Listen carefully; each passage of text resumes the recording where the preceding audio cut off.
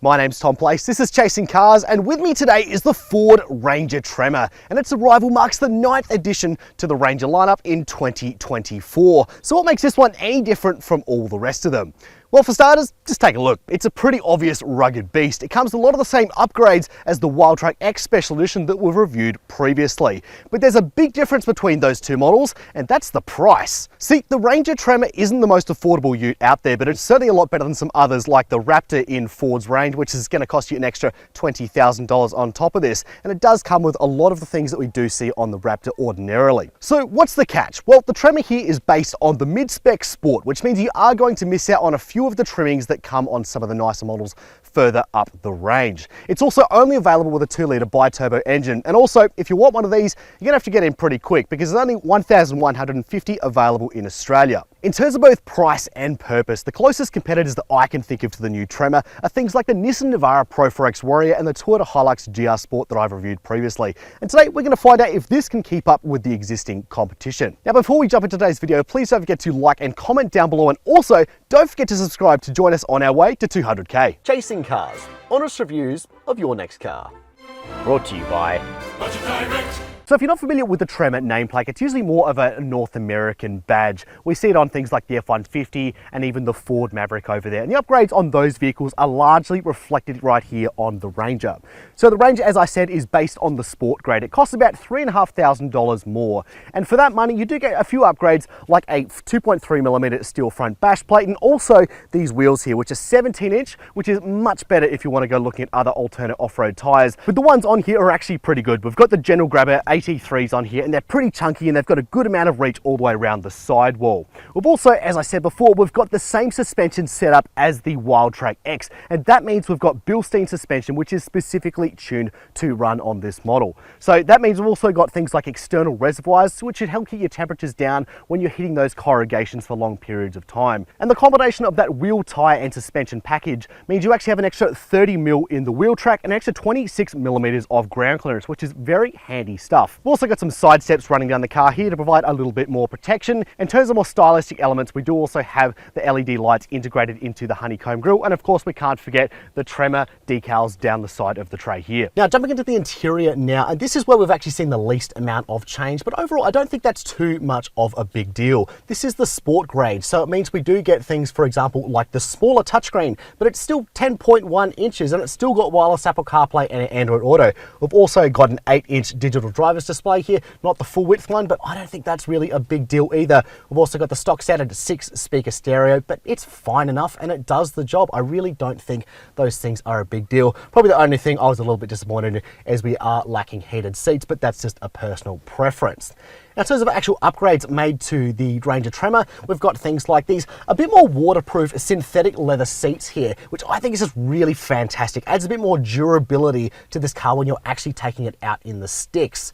And down below, we've also got some common sense upgrades like some floor mats, front and rear. You don't actually get rear floor mats in the stock standard Sport, which is absolutely fantastic. I will say that the coverage of those floor mats could be a little bit better, because when you get in the car with your muddy boots on, you're still going to get stuff all over the carpeted center tunnel here, and that's a little bit disappointing. So I'd recommend swapping out some others for ones with a little bit more coverage if you do indeed pick this one up. And finally, I will note that we've got the auxiliary switches up here in the ceiling here for your aftermarket lights and other upgrades in a nice little touch for usability. In the back seat now, and this is stock standard Ranger, I've got a good amount of visibility, and look, a little bit of room here, a little bit of knee room, a little bit of toe room and things like that, but nothing too extreme. But also it will certainly do the job if you want to use this Ranger as a family vehicle. Now it's a ute, of course, so let's now talk about the tray. Open this. Well, that's not a damp tailgate, so that's certainly one thing to think about. You do get that on an Isuzu D-Max, but certainly not the end of the world in my eyes. And we reveal, I think, probably one of my favorite trays in the ute segment, simply for the fact that, well, A, it's pretty big. You can fit a full-size Euro pallet back here,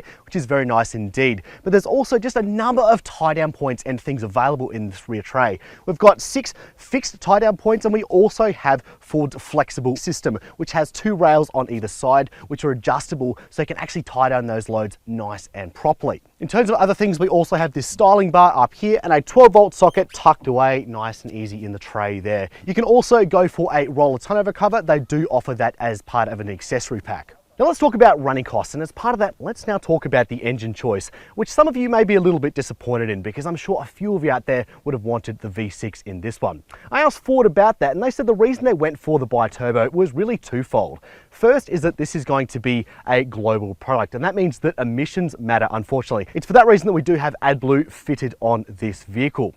The bi-turbo is also significantly more fuel efficient than the V6, and that means that from the 80-litre tank, you're going to get more range out of this than you would with the V6, but I'll let you guys make up your own mind about that. The other thing is also going to make it a little bit cheaper than it would be if there was a V6 up the front, which is certainly nice to see, and it does make it more accessible to more people out there. In terms of servicing, Ford recommends you bring in the Ranger for a tune-up every 12 months or 15,000 kilometres. They also offer a 4-year service plan, which will see you pay a total of $1,385. Warranty is the industry standard 5-year or unlimited kilometres. For those who are keen on the Ranger Tremor's off-road ethos but are looking for something a little more family-friendly, it might be worth waiting for the arrival of the Everest Tremor, which is set to commence production in November this year, and will notably feature many of the same upgrades and will be available exclusively with the popular 3-litre V6 turbo diesel. So what's it like to drive the Ranger Tremor? Well, this is Australia's best-selling car, so there's probably a good chance that you actually have a fairly good idea of what it's like to drive, because it is still fairly similar despite the upgrades, and I think that really is the main victory here. It still drives like a proper Ranger. It can still take some punishment, and it's still something you can trust. You know, you can still hit a mid-corner bump at a fairly high speed and you're not going to be thrown off your line, and that's certainly not something I can say for every vehicle in this segment. It must be said though that the Ford Ranger Tremor is a little bit more harsher riding than the rest of the Ranger lineup, and if you're doing a lot of daily driving, that might be something worth considering. It's also only available with the twin-turbo 2-litre 4-cylinder engine, which we've known for many years now. Though when saying that, this is still a pretty good performer by itself, making 150 kilowatts of power and 500 newton meters of torque.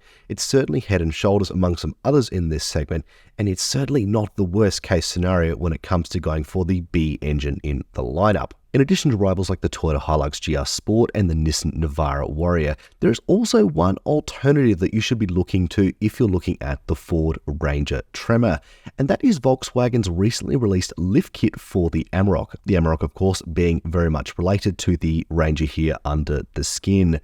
The lift kit we found was actually very resolved on the Amarok's lineup and can be specified on the lower grades that still retain the V6, so you do get some of that extra off-road capability, the V6 as well, and the lower price point that comes with the lower grades of the Amarok. Now, one of the interesting things that the Ford engineers were keen to pass on to us when they were unveiling and talking about this model was the fact that it really is designed to be a bit of an all-rounder, and you can see that in a few different areas. One of them is the fact that the suspension is designed to carry about a half a payload at its most optimal setting, and that means you can load up this thing with bull bars and just stuff in the tray, and it's going to be driving properly. It will have that ability to do so.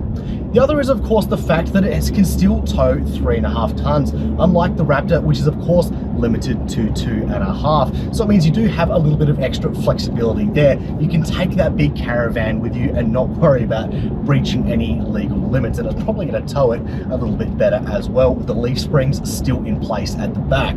Finally, I will say, if you're looking to use this as an everyday vehicle, there is one option on the list you're probably going to want to tick, and that is the fact that you can delete start stop as a no-cost option. Nice little move there from Ford, and thank you very much. It's certainly something I'd be ticking very, very quickly indeed. But what is it like to drive off-road? So we're getting it now onto the off-road stuff, and this is the place where the Ranger Tremor, of course, really shines. The on-road stuff is pretty good, as we discussed. The off-road stuff, I think, is where it's definitely at its most impressive. The simple upgrades to things like ground clearance and also just putting a decent set of tires on the thing automatically raises the off-road capability certainly to a great degree. And there have been some notable upgrades. I think my favorite has got to be the fact that we have a full-time full drive, despite the fact that this is the bi-turbo version. Normally, that of course only comes on the V6 version, which is one of the reasons why so many people go for the V6. Full-time full drive is such a great feature to have, and it means that when you're going through not just these, little rocky areas, but also the fast dirt roads, you can have that sure-footed stability, and that's certainly very nice to have. But when things do get a little bit slower and you have to be a little bit more technical, Ford has thrown in some of their upgrades here too, most notably Trail Turn Assist, which is a pretty simple idea in principle. Simply put, they just lock one of the rear wheels and it makes you much tighter when cornering. We see various versions of this on other rival cars out there, and it's, look, I won't say it's been a flawless performance of the Ranger Tremor in our testing today, but it's certainly been quite impressive what it's been able to achieve on some of the tighter switchback areas where you wouldn't normally expect a 5.4 meter ute to do particularly well. It's more the sort of terrain of your, your short wheelbase four-wheel drive Wranglers and things like that. So it's nice to see a bit of duality of ability here, despite the fact that this is such a big ute.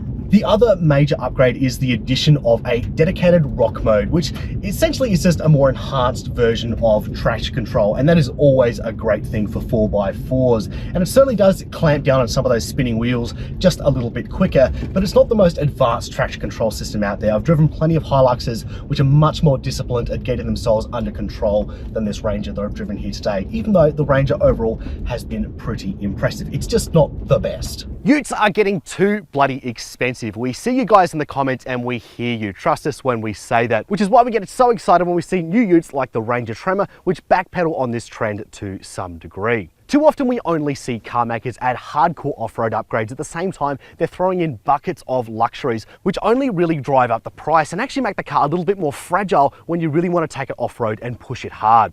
It's for that reason I think that the Ranger Tremor is such an appealing vehicle. It gets that price point down and it has the upgrades that matter, all for the price of just a $3.5 over the cost of a regular sport model. Personally, I'd love to see Ford go even further and get the bare bones XLT grade, which we really love here on Chasing Cars, add a V6 to it, add these hardcore off-road upgrades, and just don't worry about any of the frills. This is a car made to do adventure, and I'd really love to see that while retaining the price point which we do have on this model. Now, it's just been our first drive of the Ranger Tremor here today. I want to hear what you guys have to say. Let me know down in the comments, is this a convincing package for the price? Also, don't forget to like if you did indeed like this video, comment down below on any other things you want to talk about, and of course, don't forget to subscribe to join us on our way to 200K. But for now, that's all. Thank you for watching Chasing Cars.